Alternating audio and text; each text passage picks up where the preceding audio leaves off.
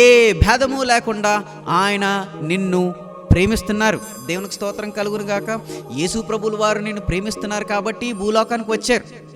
కొంతమంది చెప్తున్న మాటలు ఏంటంటే, కొంతమంది ఈ రోజుల్లో అంటున్న మాటలు ఏంటంటే, యేసుక్రీస్తు ప్రభుల వారు ఎక్కడో బెత్లెహేంలో పుట్టారు, యేసుక్రీస్తు ప్రభుల వారు ఎక్కడో యెరూషలేములో పుట్టారు, ఆయన ఈ ప్రజలను ఎందుకు ప్రేమిస్తాడు, ఆయన ఈ ప్రజల కోసం ఎందుకు ప్రాణం పెడతాడు, ఆయన ఈ ప్రజల కోసం ఎందుకు త్యాగం చేస్తాడు, ఆయన మా కోసం ఏమీ చేయలేదు, అక్కడున్న వాళ్ళ కోసం చేశాడు, ఆయన తెల్లవాళ్ళ దేవుడు, ఆయన పాశ్చాత్యమైన దేవుడు, ఆయన వెస్ట్రన్ దేవుడు, ఆయనతో మాకు సంబంధం లేదు, మా దేశపు దేవులు వేరు అని చెప్తున్నారు.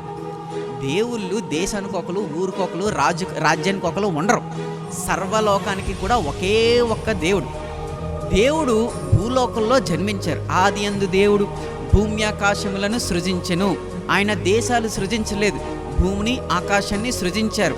ఆయన సర్వలోకాని కోసం కూడా ప్రాణం పెట్టాడు. ఆయన మానవ రూపాన ఈ లోకానికి వచ్చాడు. సిటిజన్షిప్ పొందుకొని ఆయన ఈ లోకంలోనికి రాలేదు. ఆయన సర్వలోకం కోసం కూడా తన ప్రాణాలు అర్పించడానికి భూమి మీదకి అడుగు పెట్టాడు. ఆయన శరీరధారిగా వచ్చాడు. ఆయన శరీరధారిగా ఉన్నటప్పుడు ఒక వ్యక్తి ఒక ప్రాంతంలో పుట్టడానికి మాత్రం అవకాశం ఉంటుంది కనుక ఆయన ప్రాంతాన్ని ఎన్నుకొని అక్కడ పుట్టారు. ఆయన భూమి మీద పుట్టాడు, కానీ పలానా యెరూషలేములో పుట్టాడు, పలానా బెత్లెహేంలో పుట్టాడు అనడానికి లేదు. ఈ ఊర్లు, ఈ యొక్క దేశాలు అవి మనం విడగొట్టుకున్నాం.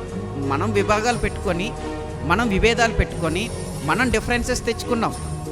రీజియన్కి కంట్రీకి మనం విడగొట్టుకుని ఈ భూలోకాన్ని విడగొట్టి, ఈ భూమిని విడగొట్టి, ఈ మొక్క నాది, ఆ మొక్క నాది అని చెప్పి మనం విడగొట్టుకున్నాం తప్ప ఆయనేం విభాగించలేదు. ఆయన భూమి ఆకాశాలను సృజించాడు, అందుకనే భూమి మీదకి వచ్చాడు.